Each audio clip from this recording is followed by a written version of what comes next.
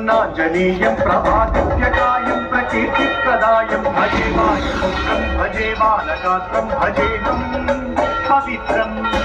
అది రామాయణ మహాయుద్ధం భీకరంగా సాగుతున్న తరుణం.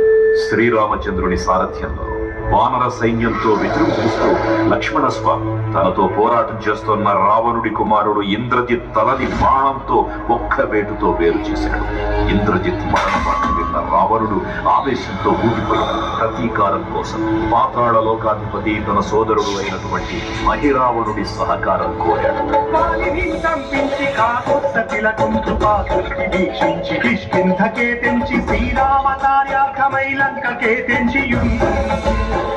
ఆ జీవి మకరధ్వజుడు అనే తన పుత్రుడు మహాసముద్రాన్ని దాటుతుందని నీటిలో పడ్డన స్వేదవిందుడు ఒక మొసలి గ్రహించడం వల్ల జన్మించాడని తెలుసుకొని ఆశ్చర్యపోతారు హనుమంతుల వారు.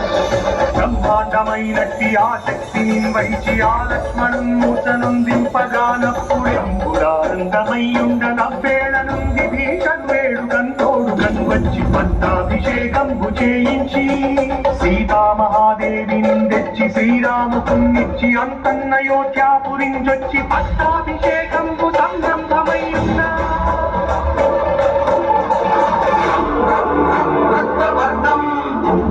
దినకర వదనం తీక్ష్ణవస్త్రాకరాళం రం రం రమ్యతేజం గిరిచలనజరం కీర్తి పంచాదిభద్రం రం రం రం రాజయోగం సకల శుభనిధి సప్తదేవాణవేద్యం రం రం రం రాక్షసాంతం సకల దిశయసం